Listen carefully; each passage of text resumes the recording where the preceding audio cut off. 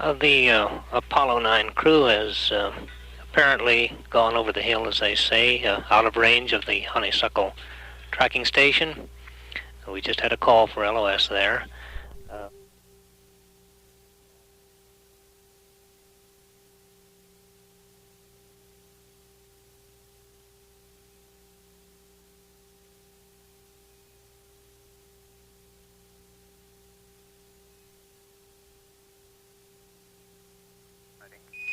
Roger. Hey, we're going to plan to press right ahead and do the CDH burn. It doesn't look like this is going to hurt anything. We concur. The word is press. Now pressurizing, and we're coming up on the power transfer. 50 seconds and counting. We have now switched to internal power satisfactorily on the batteries of the first stage, all three stages of the Saturn V vehicle. 40 seconds and counting. Tom Stafford making a final check of his computer. The vehicle, all stages pressurized at this time. We're waiting for the swing arms to come back. One should be coming back at this time, a second one at 17 seconds. Tom Stafford reports they are go. We're coming up in the 20-second mark. T-minus 20 seconds and counting. 17 seconds and counting. Guidance internal. 15, 14, 13, 12, 11, 10, 9. We have ignition sequence start. Engines on. 5, 4, 3, 2. All engines running. Launch commit. Liftoff. We have liftoff. 49 minutes past the hour. Clock has started. Stafford reports the clock has started. The tower is clear. We're going. And roll program right on time. Roger. Tom Stafford acknowledges the roll and pitch program to put Apollo 10 on the proper course.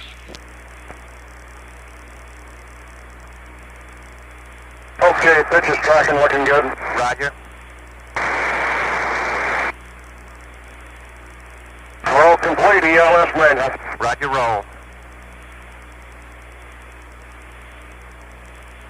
10 Houston Mark, mode 1 Bravo. Roger, 1 Bravo.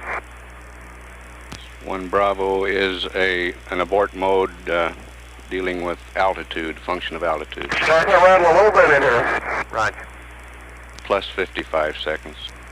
Cabin is relieving. Roger, copy. Cabin pressure is relieving. Roger. Downrange 1 mile, 3.3 nautical miles high.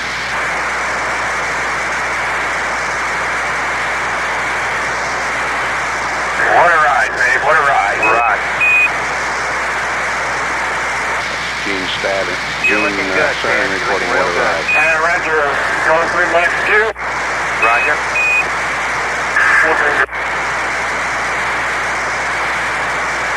Ken, you're through the Max Q. You're looking good. 2 1/4 G. She's looking good.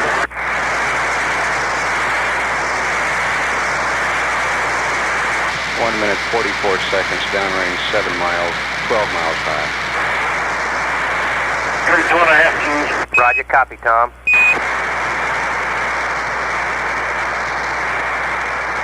Ken, Mark, mode 1 Charlie, you're looking great. Roger, 1 Charlie and 3 G's at 2 straight. You're go for staging, Ken. Roger, 10 straight.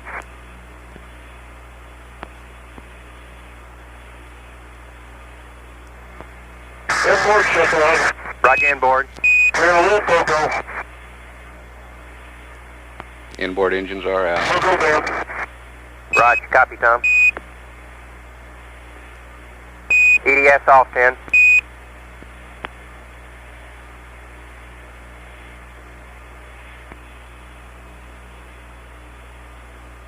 Charlie Duke asking the crew to turn off their emergency detection system. Good staging lights out. Roger. Good ignition on the And second looks like we stage. got a good S2. Roger, front controls, 10 on the S2. It's looking good. Confirm EDS off. ADS is off. I called her 2S, sir. Roger. Flight Dynamics reports trajectory go at 3 minutes 9 seconds, downrange 81 miles, 46 miles high. Second plane separation, that's the skirt around the engines on the second stage. Second plane set. And the launch escape tower has jettisoned. Man, that staging was quite a sequence. Right, sounded like it. And we have guidance initiate. We confirm that, 10. Roger. The S2's looking beautiful, Tom. Everything's copacetic. Roger. That's Charlie You're Duke looking talking good to be Tom back up here, Stafford. Charlie. Yeah, I bet. Just like old times. It's beautiful out there. You guys sound ecstatic. Man, this is the greatest, Charlie. Charlie, babe, it's fantastic, babe, really. That's Gene's 4 minutes, Cernan. Roger, 4 minutes, you're go. Trajectory and guidance look good. Roger, we look right on the line on board. 171 miles downrange, 67 miles high at 4 minutes 15 seconds. Still go.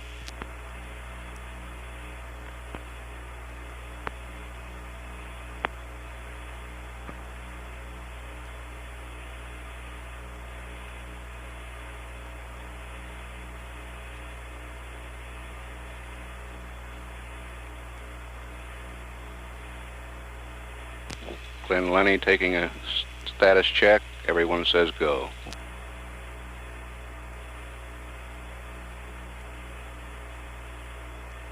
Four minutes 50 seconds, 230 miles downrange, 76 miles high.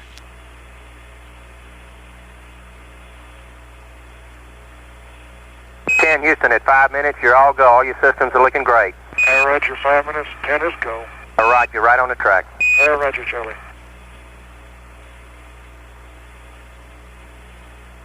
We have an estimate of inboard engine cutoff in the second stage at 8 minutes 15 seconds. Outboard engine cutoff 9 minutes 11 seconds.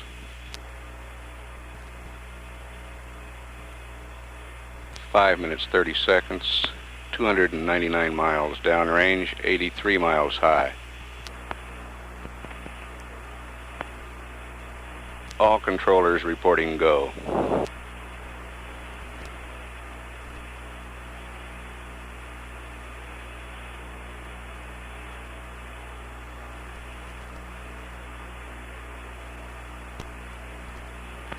.350 miles downrange, coming up on 87 6 miles minutes, you're looking high beautiful. now. 6 West, telemeters coming on. Pitch 1. Let's go. Yaw 1. Let's go. Pitch 2. Let's go. You got to. You got them all, Tom. Looks good.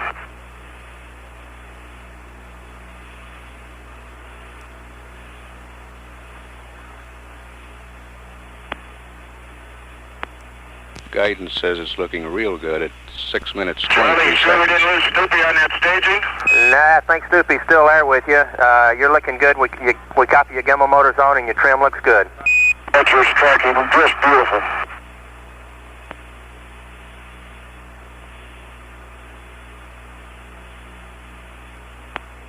Houston, mark S4B to orbit capability.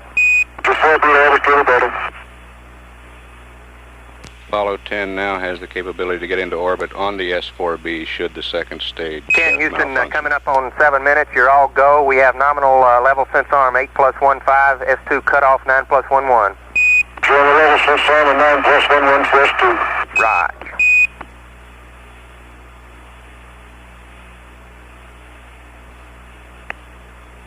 .7 minutes 14 seconds. Downrange now 538 miles and 94.5 nautical miles high.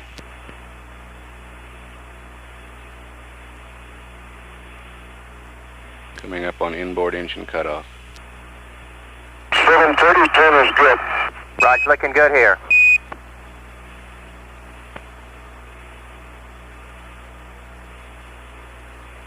Inboard shutdown. Roger on the inboard, Tom. We confirm it. How's the ride?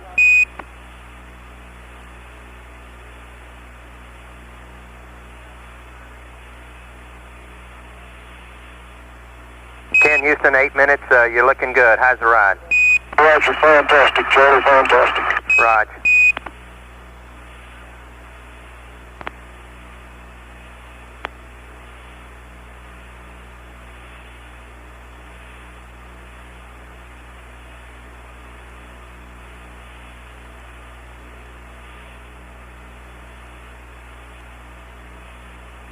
10 Houston, mark, level sense arm. Level sense arm. We're right down the ground track at 8 minutes 30 seconds, 755 miles downrange, 98 miles high.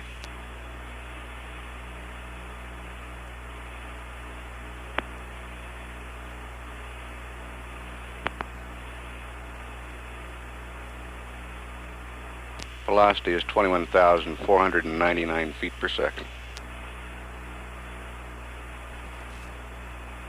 Flight director taking a status for staging now. 10 looks good. Roger, Apollo 10, you're a go for staging. Mark mode 4, Apollo 10, mode 4. Mode 4. Staging. Roger. Separation. Roger. We got good ignition. Roger. Thrust We is confirm good the and guidance guidance in the has S4B looks initiated good, on Ken. the S4B stage, the third stage. Charlie, lots of stuff out the window at staging. We're catching up and passing it now. Okay. Okay. Guidance looks right on if we run with that, Charlie. Right, we confirm that. Looking great here. You're looking beautiful. Okay.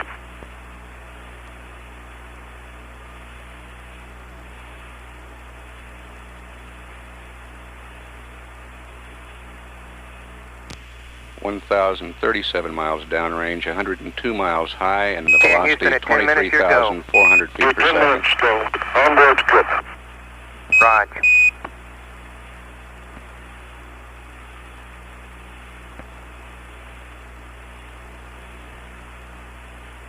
Predicted cutoff for the Saturn S4B stage, 11 Apollo minutes 10, 47 Houston seconds. predicted S4B cutoff 11 plus 47. 11 plus 47.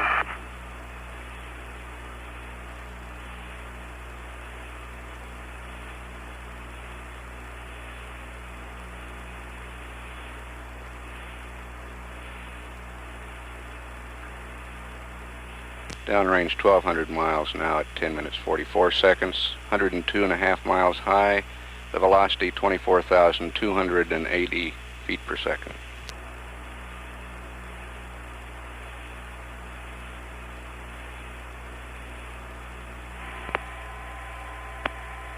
And 10 looks good. Roger, 10. Roger. 10 Houston at 11:10. You're looking good. Roger, Charlie. The guidance is beautiful. Right.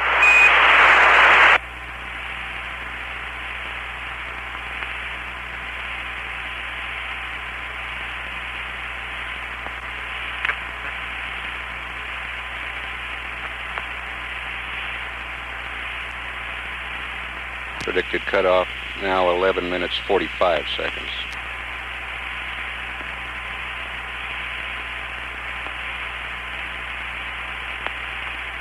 Seco. Roger, Seco. 2556. Roger. Stand by, 10.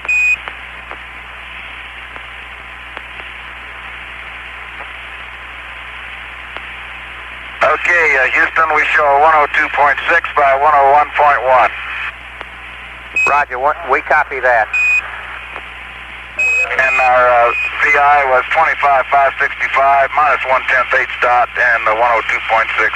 Right, we copy. Yes, sir. And Charlie, have them take a look at our evaporator. We're reading a high outlet temperature and off scale low on the steam pressure right now.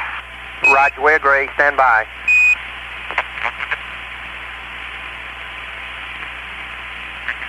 Okay.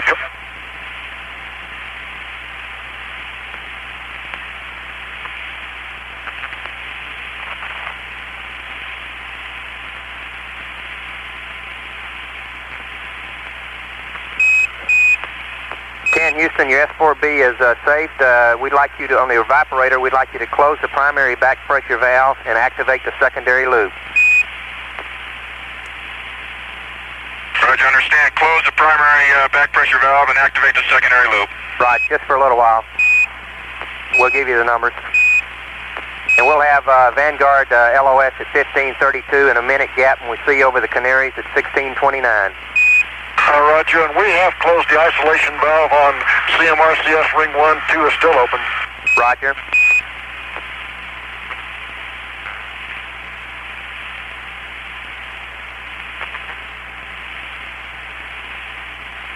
10 Houston, the Saturn's in great shape. You're configured for orbit. We're all go. Roger, just looks beautiful.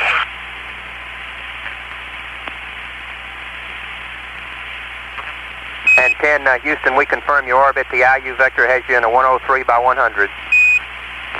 Roger.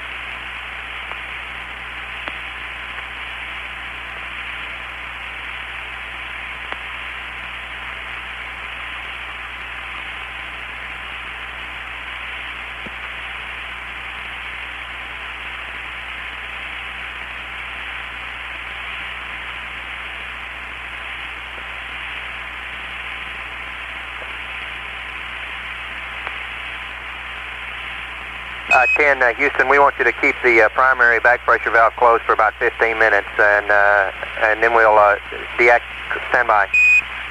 Roger.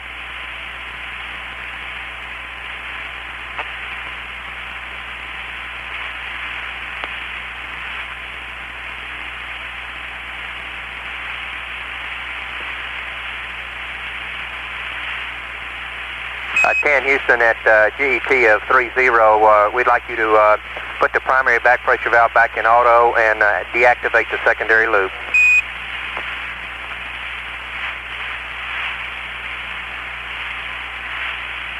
Roger, understand you want, at 30, you want to deactivate the secondary loop and go back to auto on the primary boiler. Affirm, Gene.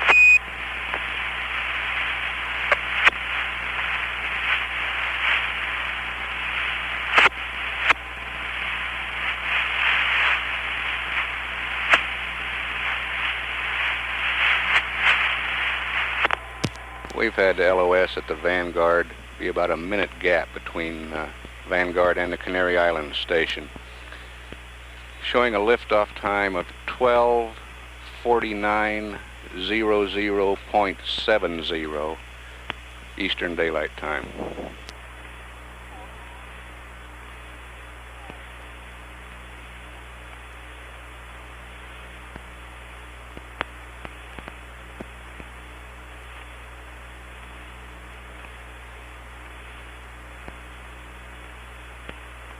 This is Apollo Control. We should be picking up the Canaries any time now. We'll continue to stand by. We do have AOS, acquisition of signal, at Canaries now.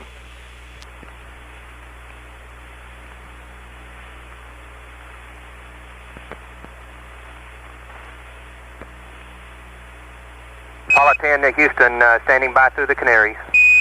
Roger, 10, reading loud and clear. We basically completed our insertion checklist. Roger, copy.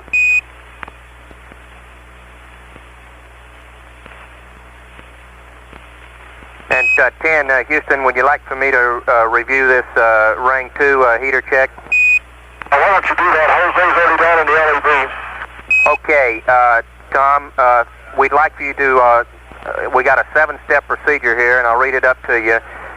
On panel 8, CB CM heaters 2 main B closed, CM RCS logic on, CM RCS heaters on. I want you to heat ring 2 for 15 minutes, and you can select position C5 on the systems test and monitor the aux line temp. I'll shut first. Correct. 10, your first step would be to close the RCS propellant isolation valve on ring 2. We'll go ahead and do that right now, Charlie. Okay, then you can, then we'd like, if you're going to close the prop valve right now, we'd like you to turn the heaters on too. We'll turn the heaters on right now. Affirm. And then after 10, you can... Okay, Charlie, we're going through the procedure. The heater's on. Roger. Okay, and we'll turn them off after 15 minutes, and you say we can monitor what on C5? You can monitor the oxidizer line temp on C5. It'll probably be off scale high, but if you see any change, we'd appreciate you telling us. Oh, Roger. Okay, we got that, Charlie.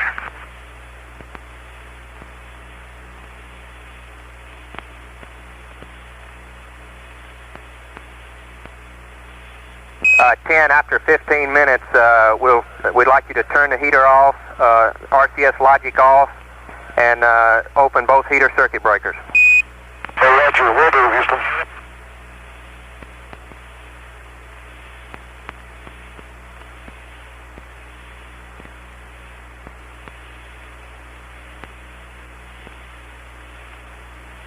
Charlie, it's just fantastic to be back up here again. Fantastic, really.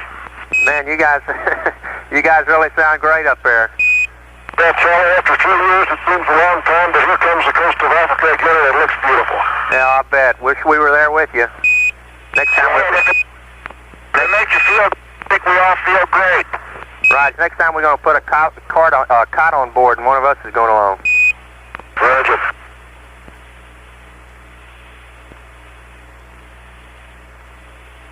That was Gene Cernan and Tom Stafford conversing with Charlie Duke. Both very happy to be back in orbit.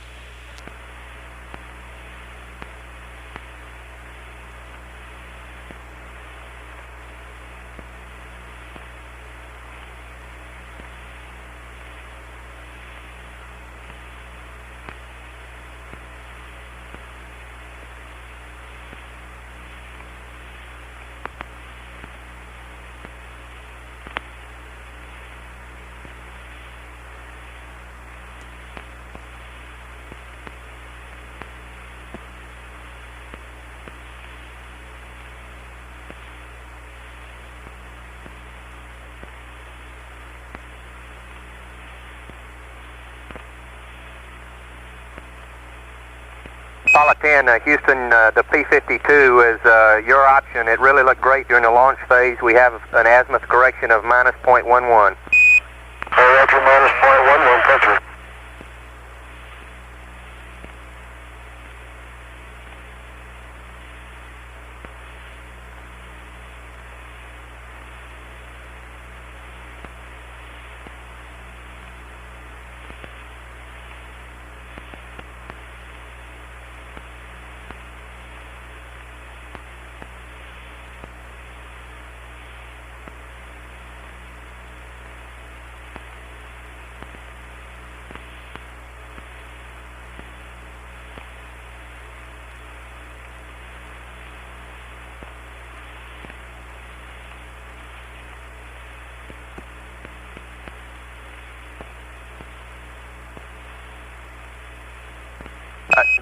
Houston, if you've taken your helmets off, would remind you to open the suit circuit return valve. All right, we're going to do that now. Okay.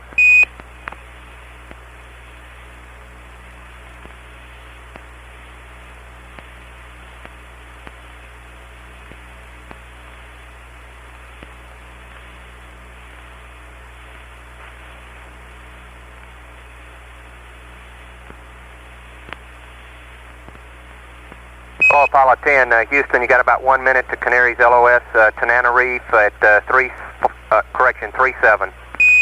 Roger, Tanana Reef at 37, thank you. Roger.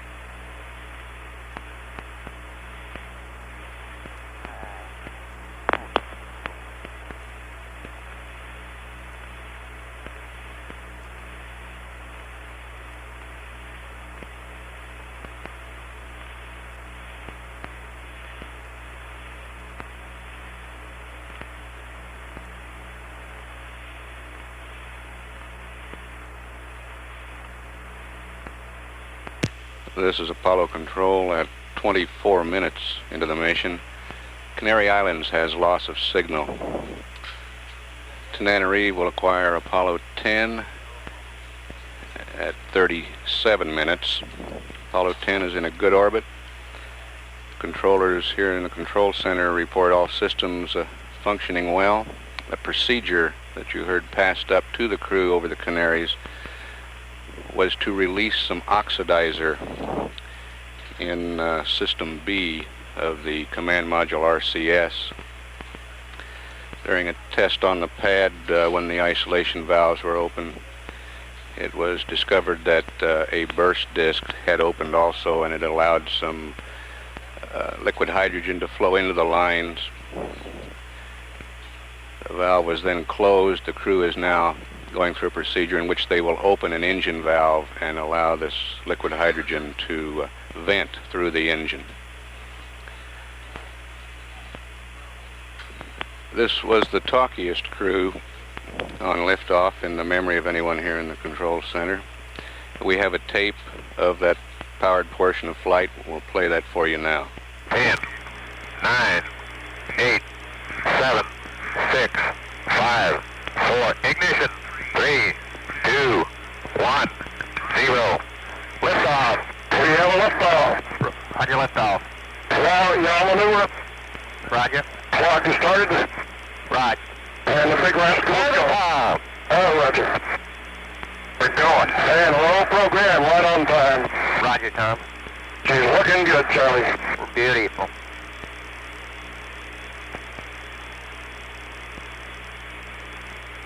Okay, pitch is tracking, looking good. Roger. Roll complete, ELS manual. Roger, roll. 10 Houston Mark, mode 1 Bravo. Roger, 1 Bravo.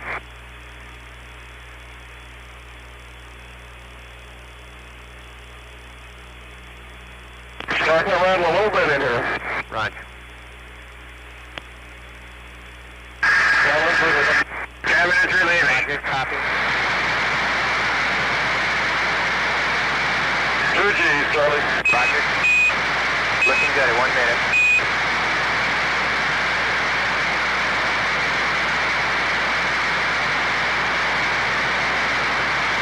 What a ride, babe. What a ride. Right. You're looking good, Ken. You're looking real good. And Roger, going through Max Q. Roger.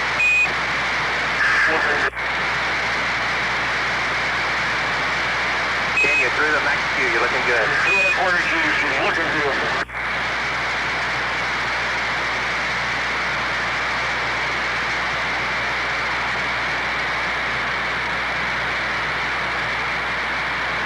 Three 2.5 Gs. Roger, copy, Tom.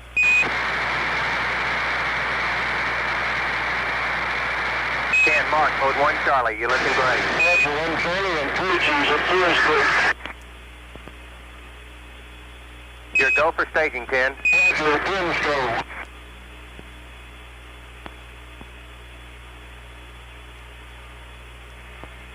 Inboard check on. Roger, inboard. We're a little Poco. Poco down. Roger, copy, Tom. EDS off, 10.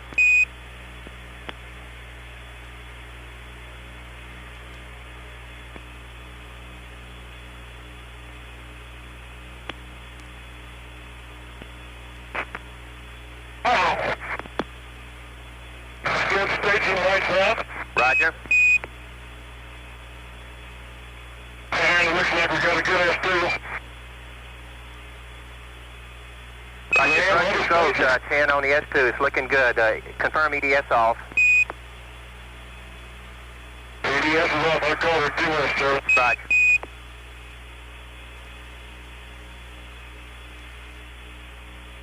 Plane step.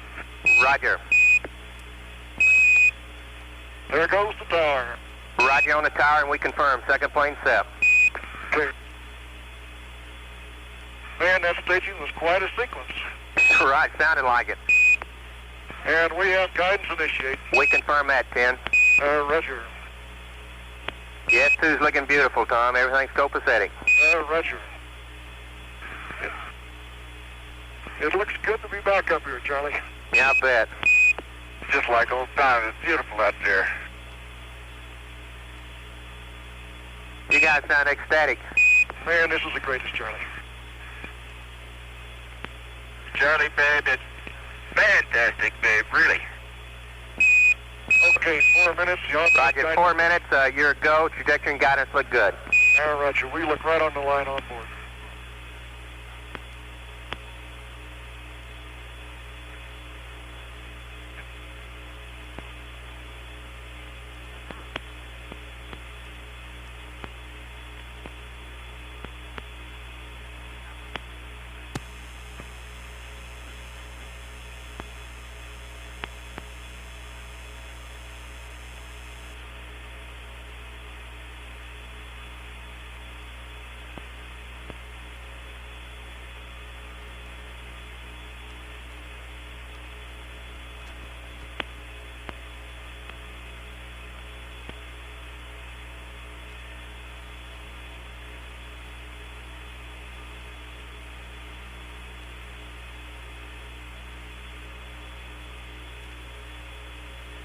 Houston, at 5 minutes, you're all go. All your systems are looking great. Roger, 5 minutes, 10 is go. All right, you're right on the track. Roger, Charlie.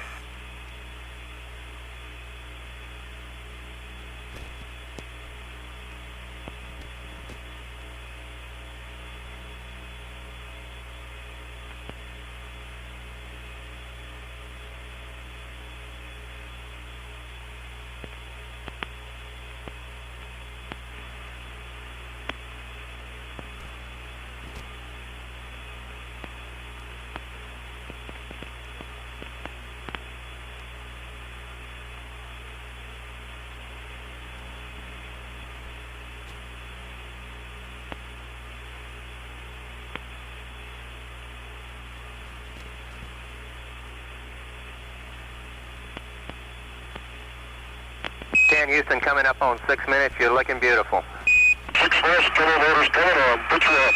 Let's go. Draw 1. Let's go. Pitch 2. Let's go. You got to. You got them all, Tom.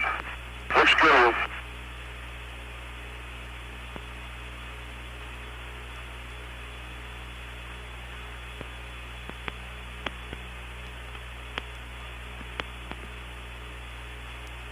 Charlie, you sure we didn't lose Snoopy on that staging? Nah, I think Snoopy's still there with you. You're looking good. We copy your gimbal motors on and your trim looks good.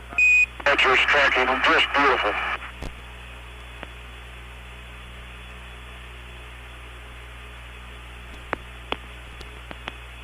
Houston, mark S4B to orbit capability. Just 4B to orbit capability.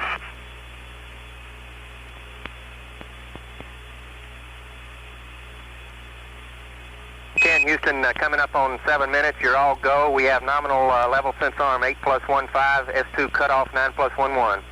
German level sense arm 9+11 for S2. Right.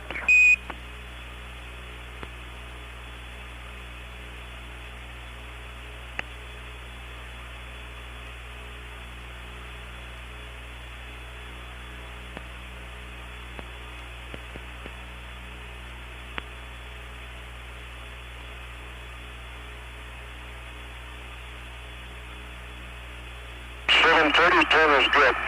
Right, looking good here.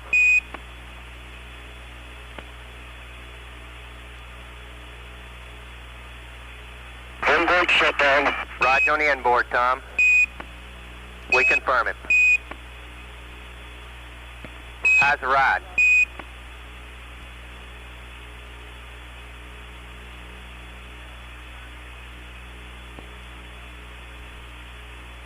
Houston, 8 minutes. You're looking good. How's the ride? Roger, fantastic, Charlie, fantastic. Roger.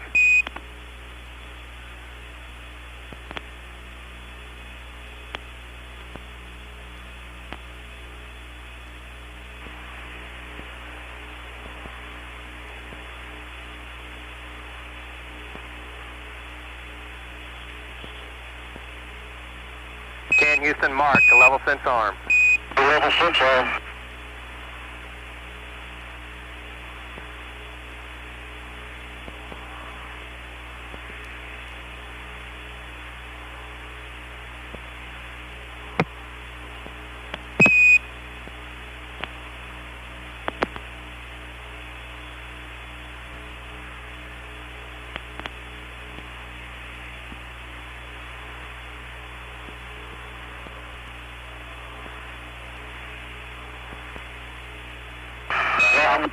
10 looks good.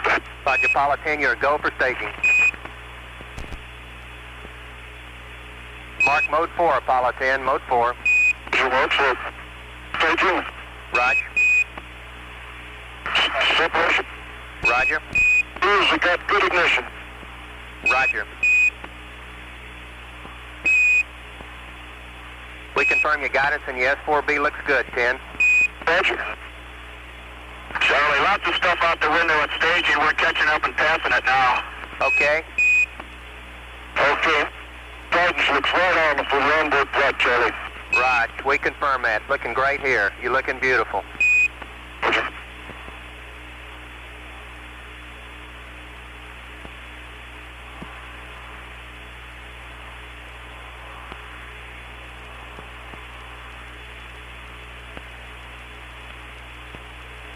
Houston, at 10 minutes, your go. Do 10 minutes, go. Onboard good. Roger.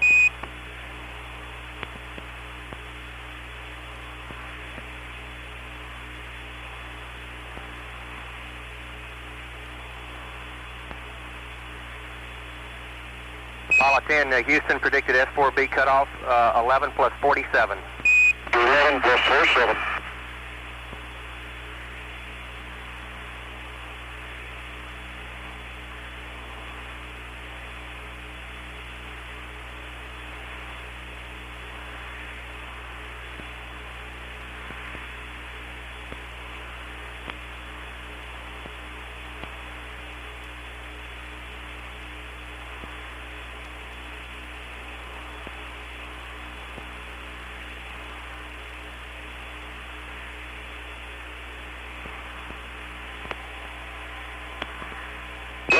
And 10 looks good. Roger, 10. This is Apollo Control at 36 minutes, just about within acquisition at Tananarive. We have a report now from the flight surgeon on the heart rates of the crew during launch. Tom Stafford, 123, Gene Cernan, 120, John Young, 125. And the guidance officer just reported that all of the guidance systems look very good on Apollo 10. Tananarive will be acquiring Apollo 10 any second now. We'll stand by for any conversation through that station.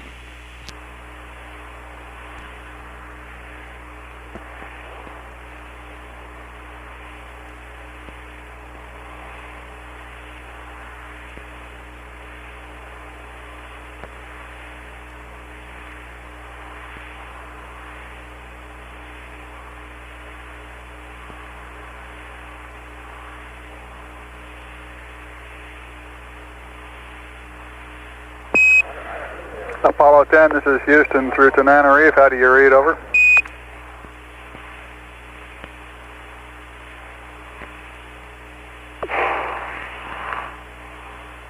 That's astronaut Bruce McCandless putting in a call.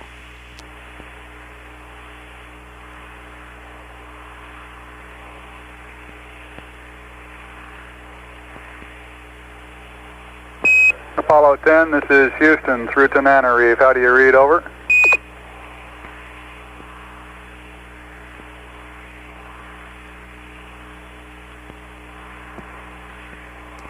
Tananarive, Houston, contact net 1.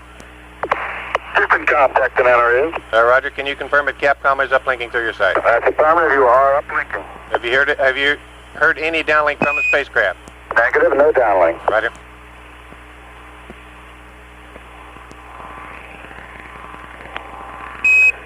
Apollo 10, this is Houston through Tananarive. Radio check, over.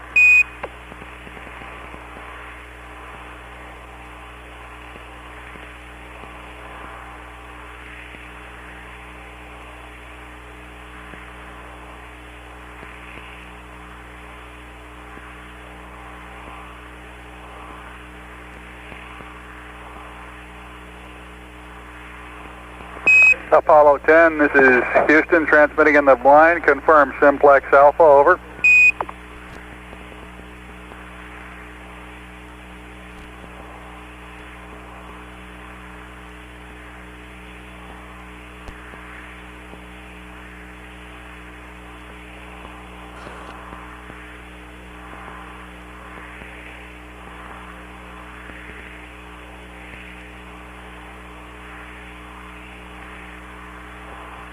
This is Apollo Control. We've experienced considerable voice communication difficulties at Tanana, even past missions. Currently we're having the same problem on this mission. We'll continue to stand by.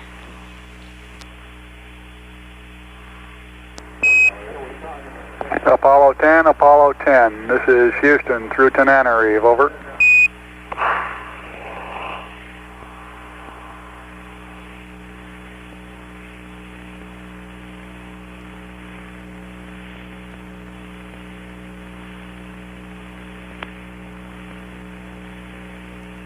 Houston, Apollo 10, transferred to Bravo, we're reading you loud and clear. Roger, 10. Now we're reading you loud and clear, Rod. We've been reading you all the time on the Houston time zero confirmed the 362, and breaking on the 0694 is minus 12 plus 34 and minus 76. It looks like the platform is real good. Roger, 10. We copy. Understand platform is good. And we will turn the command module RCSB heater off at 3-2. That will give us 15 minutes on it.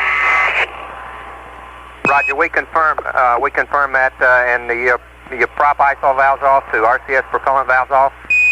That's affirmative, Charlie. Okay.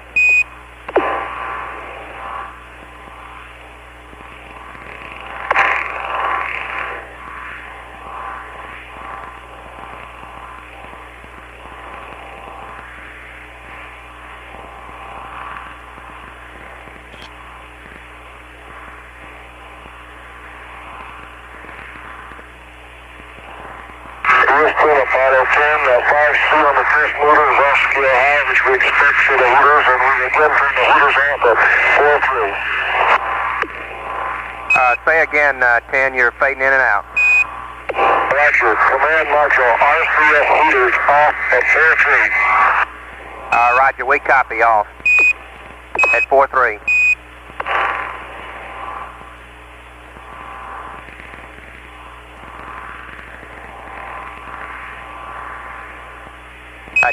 Houston, we expected that on the heaters. We'll have LOS here at Tanana in 30 seconds. We'll see you over Carnarvon at 5-2. I understand 5-2, and our radiators appear to be working all right. Our glycol evap outlet temperature is down around 58. Temperature is off scale low, Roger, steam pressure off scale low. That's the term, and the evaporator outlet temperature is 58 degrees with the radiators apparently working. Roger, we copy, Gene.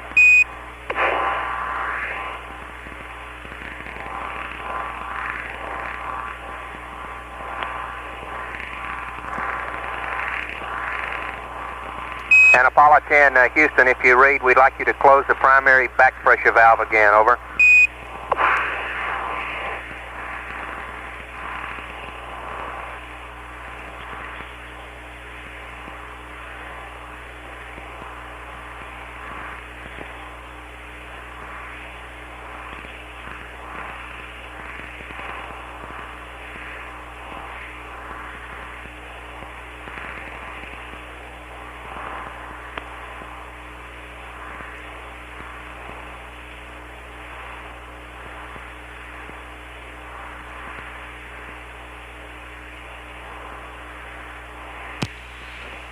This Apollo Control at 43 minutes.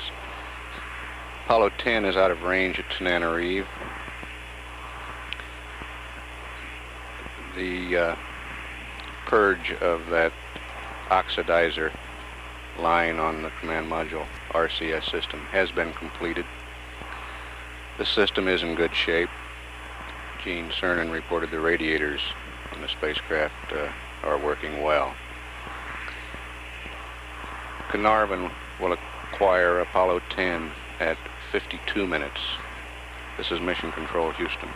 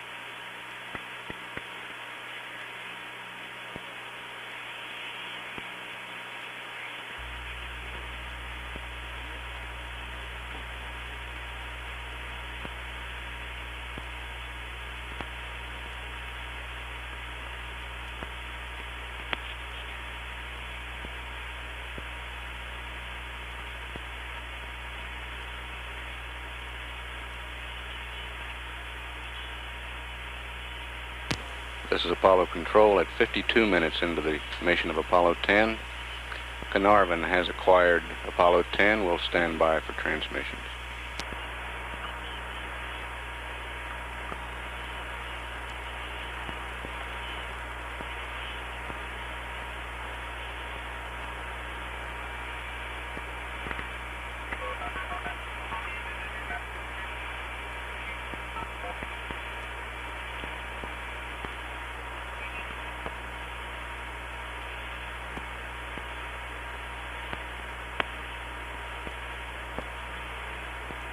Hello, Apollo 10, Houston through Carnarvon, standing by.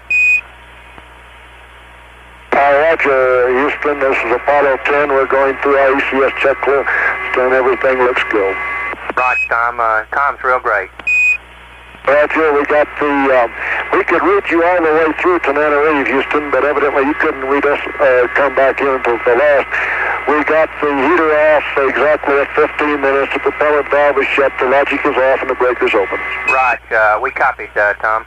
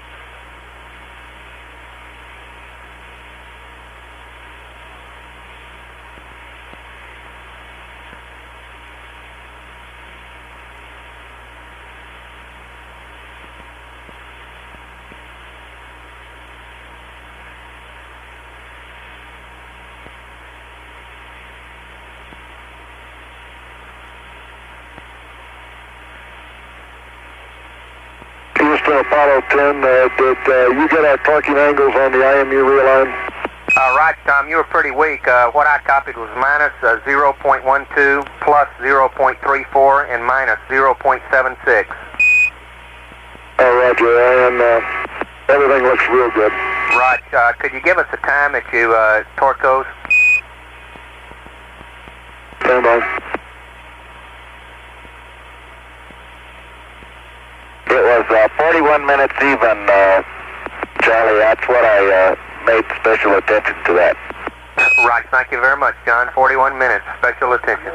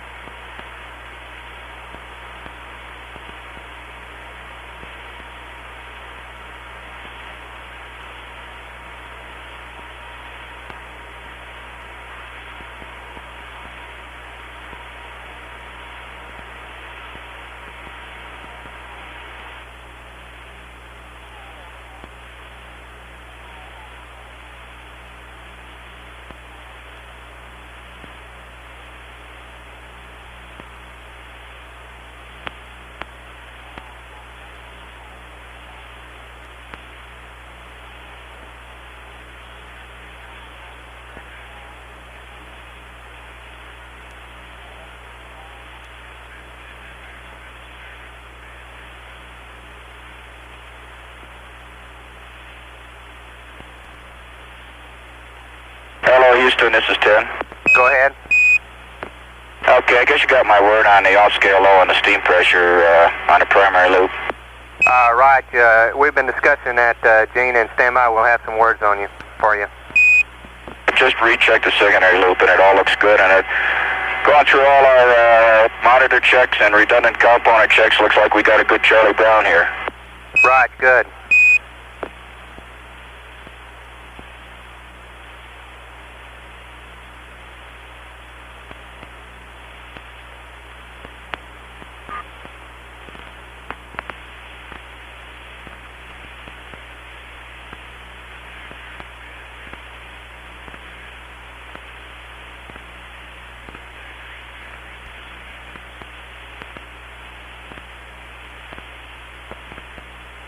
Apollo 10, Houston, with some words on the primary evap. Go ahead, Charlie. Right, we'd like you to put the back pressure valve back to auto, or correction, manual. And we wondered if you went to auto on the H2O valve during launch. That's firm, I sure did. I went to auto on the steam pressure valve and the water valve. Okay, we want the steam pressure back to manual, and we're going to think about it a little bit more, and we might reservice later on. Okay, fine. Looks like our radiators are beginning to carry the load. I'm looking at about 51 degrees on the evap outlet temp. Right.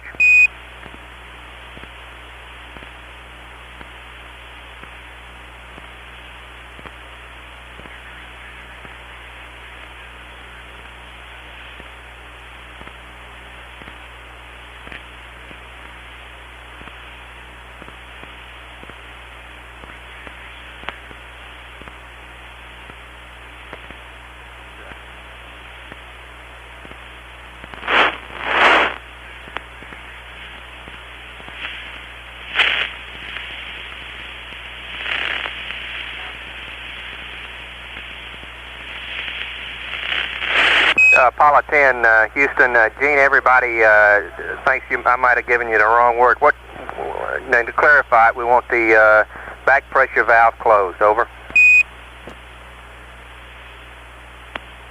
Okay, in other words, you want steam pressure auto switch to manual, you want me to go to increase, is that correct? Affirmative. Okay, well, in manual now I'll go to increase.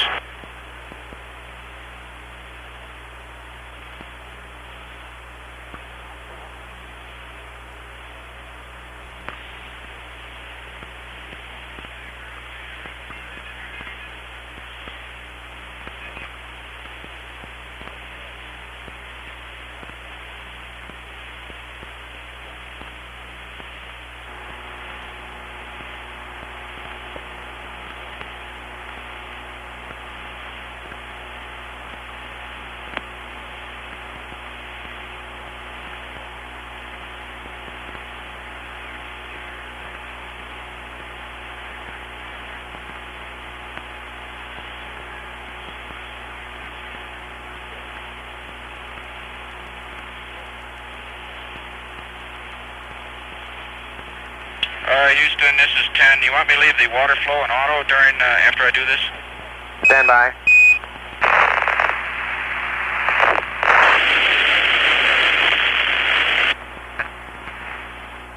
10, Houston, you can leave the water valve in auto.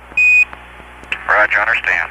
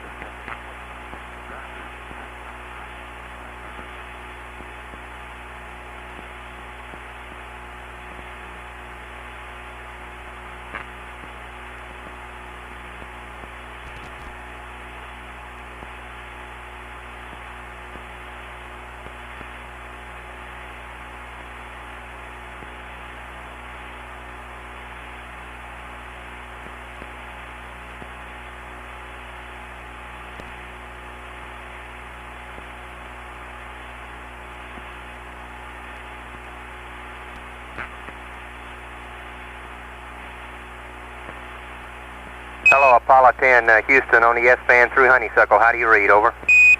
Roger, Houston, Apollo 10, reading you loud and clear. Roger, Tom, same old. The S-band is really great today. Roger, I've never seen the comm better. It's great, Charlie. Roger.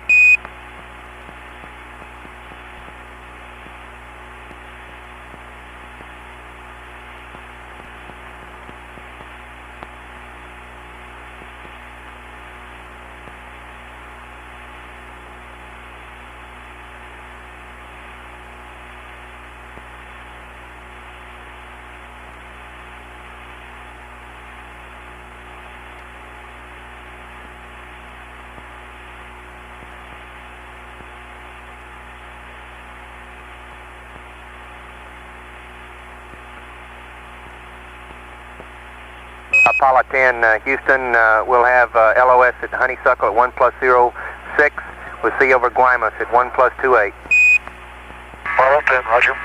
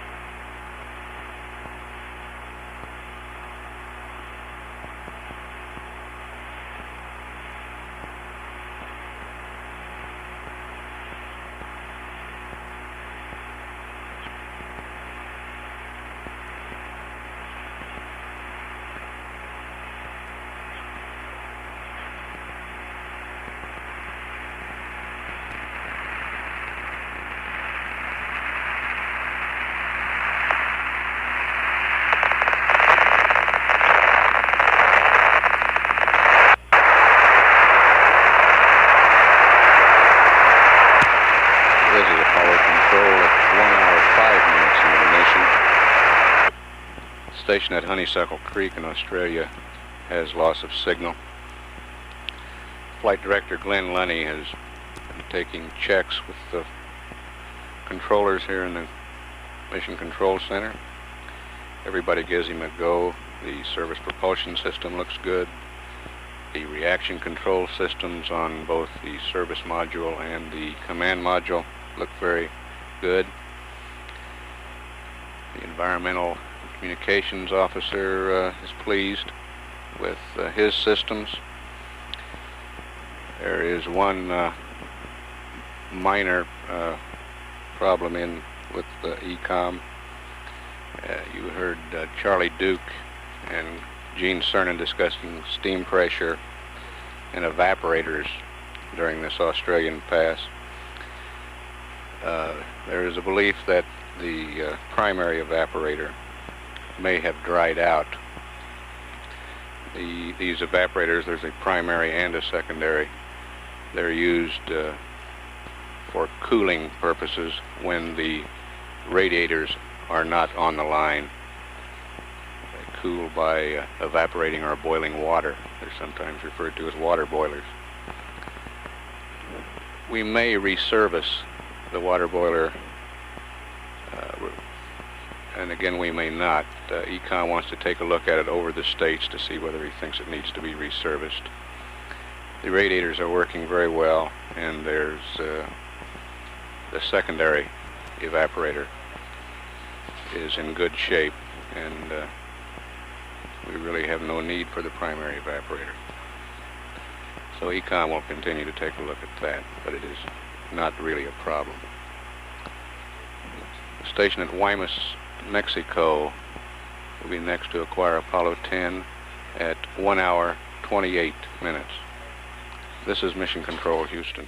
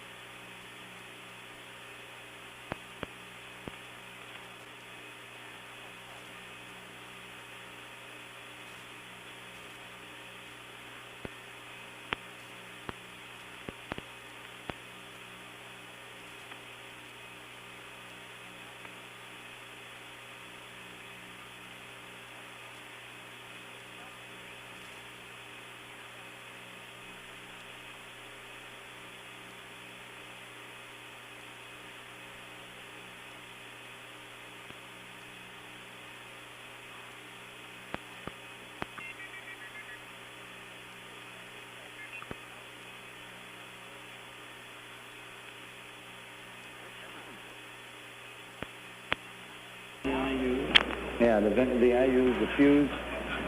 I would pick up there at that point.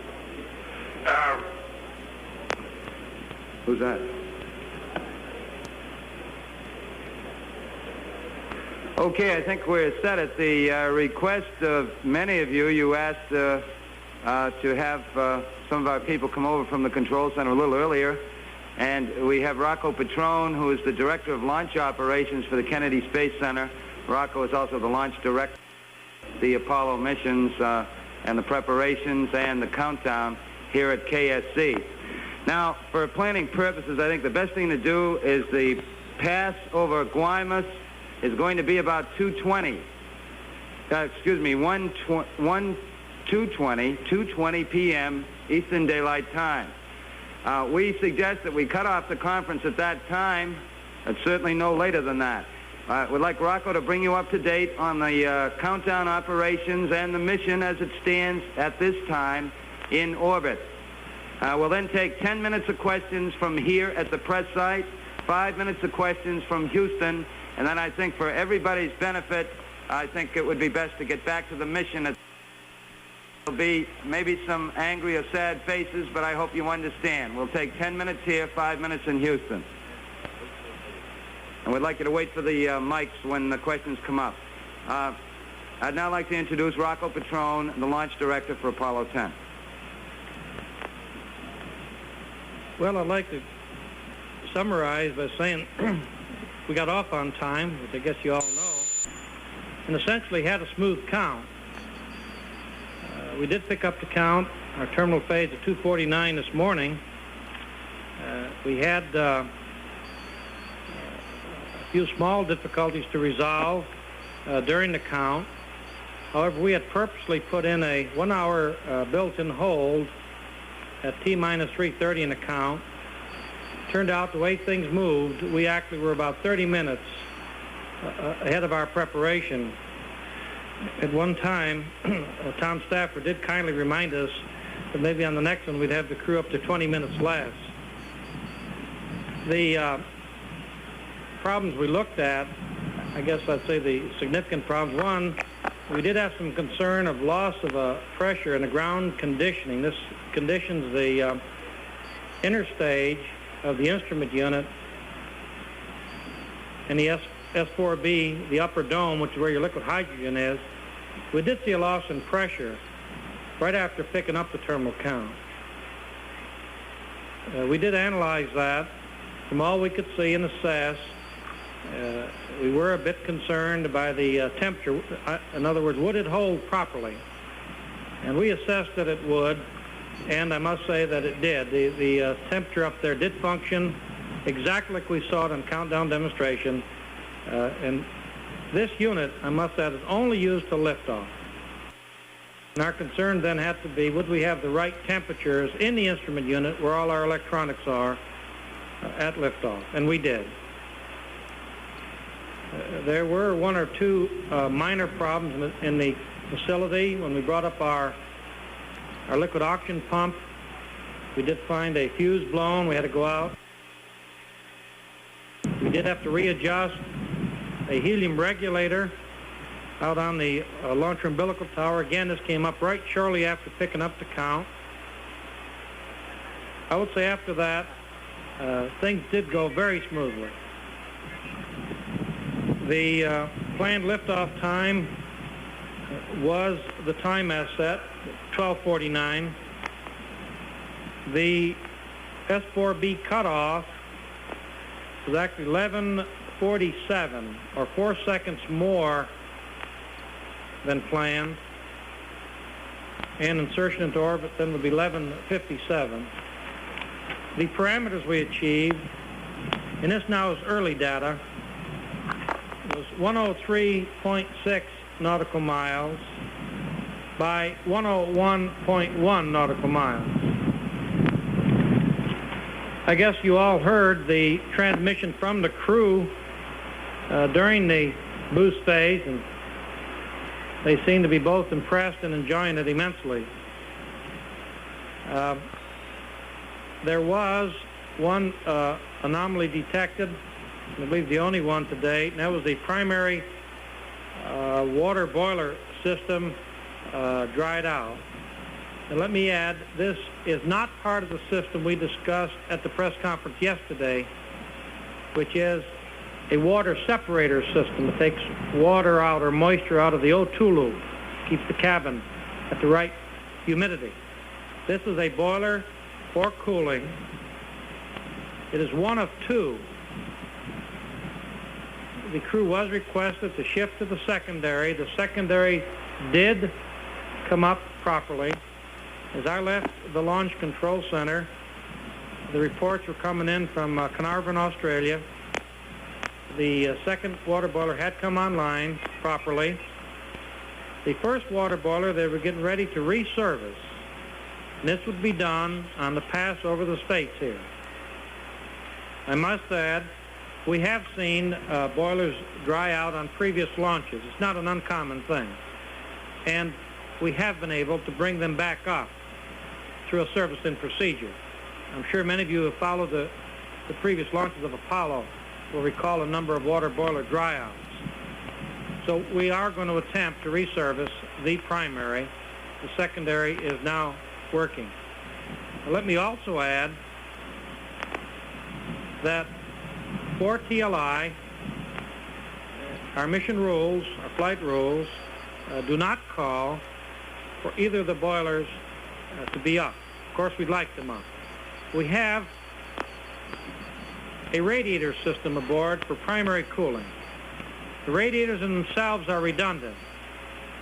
On Apollo 8, we learned that the heating load can be handled by the radiator loop itself, and there we have redundancy with two loops.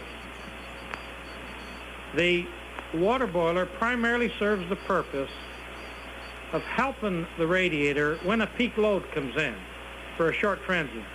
The water boiler is not functioning all the time. So then it sits there sort of on idle, ready to assist the radiator loop if there's a peak load. We feel from Apollo 8, and these rules were derived before this mission, that we understand the heating loads to the moon and in the vicinity of the moon, and therefore the rules do not require both boilers to be functioning for a go decision of TLI. And I must say that's that element alone. As you all know, there are many, many other things being looked at now and will be looked at before the decision for TLI, translunar injection, can be made. Thanks, Rod. Could I take that 1 minute? Just before we go into the questions, there were some questions about the exact launch time. We had it at, I believe, 7/10 of a second off the planned launch time. We've refined that a little bit. It's 569 milliseconds off the planned launch time of 12:49 p.m. Eastern Daylight Time. I'd like to add to that, we've had 5 Saturns, and I've referred to the time of takeoff as the way we set our clock. There always is a question of a few milliseconds, but when I see one of these large ones take off, I'm willing to accept that it's 12:49. Okay, I guess we're ready to go into questions now. There's going to be many press conferences before this mission is over. I'd like to suggest that we confine the questions, if possible, to what has transpired thus far. Mr. Whitkin? Boilers working for TLI? Dick, we do not. The mission rule, actually, we can go without either boiler because the radiators, which are redundant unto themselves, do take the prime load. The boiler is just an assist. Of course, we'd like to have it up, and we're going to attempt to reservice on this next pass over the States. Reg? Was there any repetition of the vibration that you got on 8 and 9 with the center engine? I did not hear in the conversation from the crew any comment on the vibration. Tom did say, Tom Stafford, I believe as the S1C was getting ready to go through Max Q, I believe he said something like things are starting to shake in here. What he was referring to, I'm presuming, is the normal buffeting. That is not the thing we have seen. There was some other conversation later down the line, but I do not recall myself hearing any reference to this thing we have referred to as POGO, or the vertical oscillation. Please wait for the mic as we go along so we can record all your questions. Go ahead, Harry. Harry Pease, Milwaukee Journal. I wonder if Rocco could say a word about the RCS pre-valve opening, what occurred there and how was it cured? Okay. In the checks that were going on, this came up somewhere about 10 o'clock last night, and we did discuss it amongst the many parties involved, both here and at Houston, the designers at Downey, California. What had happened in servicing, there is a thing called a diaphragm that prevents the fuel from going down to the valves. Now we have two systems, A and B, in the reaction control system for the command module. On the oxidizer side of system B, the diaphragm, you might say, gave way, letting the fluid go down to the main valve. Now in flight, it's going to do exactly this. As you pressurize your tanks, now this would happen on reentry, the fluid would go down